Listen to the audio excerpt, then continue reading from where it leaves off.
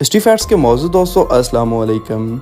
नाज़रीन ग्रामी, दुनिया में जितने भी मज़हब और जितने भी दीन पाए जाते हैं उन सब में कुछ दिन उनके मुक़द्दस तरीन दिन होते हैं जिनमें उनका सवाब और उनकी अहमियत बहुत ज़्यादा होती है। जैसा कि हमारे प्यारे दीन इस्लाम में जुम्मतुल मुबारक इंतहाई अहमियत का हामिल होता है, इसी तरह ईसाइयों के यहाँ इतवार, जबकि यहूदियों के यहाँ हफ्ते का दिन को इंतहाई अहमियत दी जाती है। आज की वीडियो में हम आपको बताने जा रहे हैं यहूदियों के मुकर्रम तरीन दिन हफ्ते की तारीख के बारे में कि वो इस दिन में कौन सी इबादत करते हैं और किस नबी से उनका ये हवाला मिलता है और इसमें क्या सच है और क्या झूठ, और यहूदियों ने कौन सी मनगढ़ंत इबादत अपने से अखज़ कर रखी हैं। मौजू का आगाज करने से पहले आपसे गुजारिश है कि चैनल को सब्सक्राइब कर लें, जबकि वीडियो को आखिर तक जरूर देखें।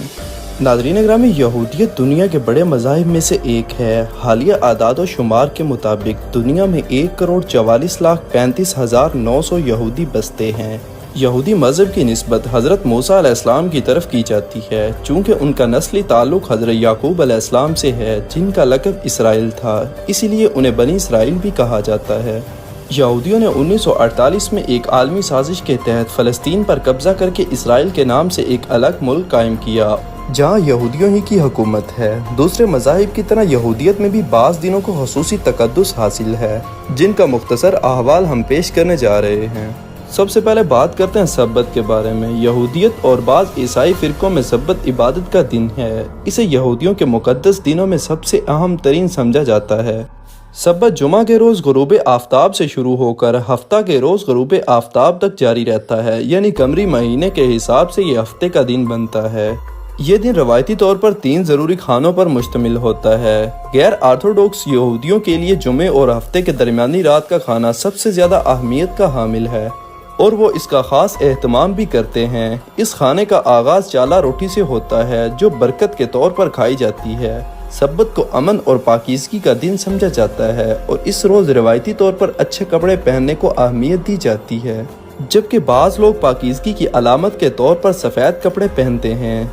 जुमे की रात को घर में मोमबत्तियों को रोशन किया जाता है और सुबह सवेरे इबादतगाहों का रुख किया जाता है, जहां इस दिन की मुनासबत से खसूसी इबादत की जाती हैं। यहाँ तक कि सख्त नज़रियात के हामिल यहूदी इस रोज़ तंबाकू नोशी, आतशबाजी, मेहनत मजदूरी और गाड़ियों में सफ़र करने से मना रहते हैं।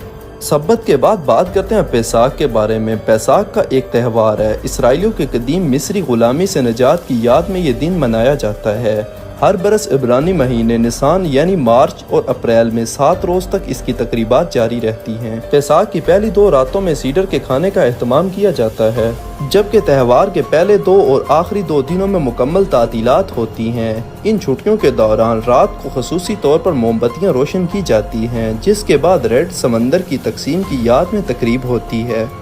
पैसाक के दिनों में सफ़र, लिखने या बरकी आलात इस्तेमाल करने पर कोई पाबंदी नहीं होती और खाना पकाने या बाहर जाने की भी इजाज़त होती है, जबकि सब्बत के मौके पर इन चीज़ों पर पाबंदी होती है। यहूदियों के यहाँ एक त्यौहार मनाया जाता है जिसका नाम है हफ्तों का त्यौहार। यहूदी इसे शैवत के नाम से जानते हैं। ये उब्रानी ज़ुबान का लफ्ज़ है जिसके मानी है हफ्तों के। ये एक ज़री त्यौहार के तौर पर शुरू हुआ, लेकिन अब इसे दीगर यहूदी त्योहारों की तरह भरपूर तरीके से मनाया जाता है। इस मौके पर घरों को फूलों से सजाया जाता है। ये त्यौहार पैसाक के 50 दिनों के बाद सेवान यानी मई और जून के 6ठे और 7वें रोज़ मनाया जाता है। दर हकीकत ये त्यौहार गंदम की फसल के इख्तिताम का ऐलान करता है। शैवत को यहूदियों के यहाँ हफ्तों का फेस्टिवल और पहले फल की दावत भी कहा जाता है। इस त्यौहार को वाक़ई खरूज से भी मुंसलिक किया जाता है। यहूदियों का यहाँ एक त्यौहार होता है रोश हशना के नाम से, यानी साल नौ। इसके लफ्ज़ी मानी है साल का आगाज़। इसे यहूदियों के यहाँ नया साल भी कहा जाता है।